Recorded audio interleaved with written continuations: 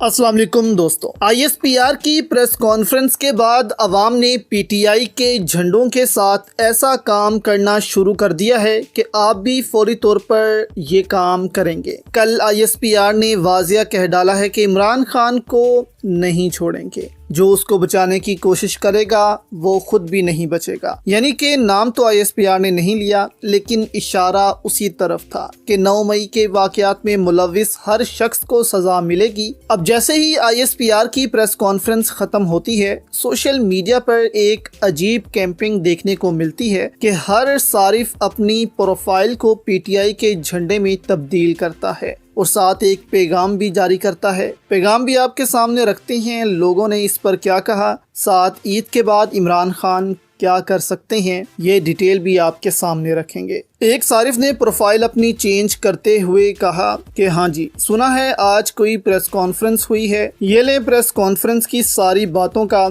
एक ही सादा सा जवाब। उसने साथ PTI का झंडा लगाया होता है और नीचे उसकी तरफ इशारा किया होता है कि सिर्फ अब अवाम यही है। एक और सारिफ ने प्रोफाइल पिक्चर चेंज की और कहा कि शाबाश मेरे शेरो, इंसाफियन अपना प्रोफाइल पिक्चर तब्दील कर लो, पैगाम दो आज इनको जो इमरान खान के खिलाफ साजिशों का हिस्सा हैं। इसके अलावा बहुत से लोगों ने, आप देख सकती हैं कि अपनी प्रोफाइल्स चेंज कर दी, PTI के झंडे में तब्दील कर दी। एक सारिफ ने कहा कि इंसाफियों इसी तरह मुतहिद रहो, आपके जज्बे को किसी का बाप भी शिकस्त नहीं दे सकता। एक सारिफ ने थोड़ा सख्त रवैया अपनाया, जो रिटायरमेंट के बाद एक दिन भी इस मुल्क में रहना पसंद नहीं करते, वो हमें हुब्बुल वतनी, गद्दारी और शर्मिंदगी के सर्टिफिकेट देते हैं। एक सारिफ ने लिखा, ट्विटर चेक करो, फुल माहौल बना हुआ है, माइक किसने दिया था इसको, यानी कि ISPR की तरफ इशारा किया गया। तो इस प्रेस कॉन्फ्रेंस के बाद ये हुआ है कि आप सोचते होंगे कि ISPR अब ट्विटर पर इतना एक्टिव क्यों नहीं होते, क्योंकि अवाम कमेंट्स पर इतना कुछ बोल देते हैं कि आजकल ISPR ट्वीट्स नहीं करते, सिर्फ प्रेस कॉन्फ्रेंस करते हैं PTV पर। तो इस वक्त वाज़िया है रियासत के साथ अवाम नहीं खड़ी हुई, तो इस वक्त रियासत कोई भी बयानिया नहीं बना पा रही, सिर्फ इस वक्त बयानिया इमरान खान का चल रहा है, क्योंकि इमरान खान के साथ अवाम खड़ी है। इसलिए रियासत को भी चाहिए कि वो इमरान खान के साथ खड़ी हो,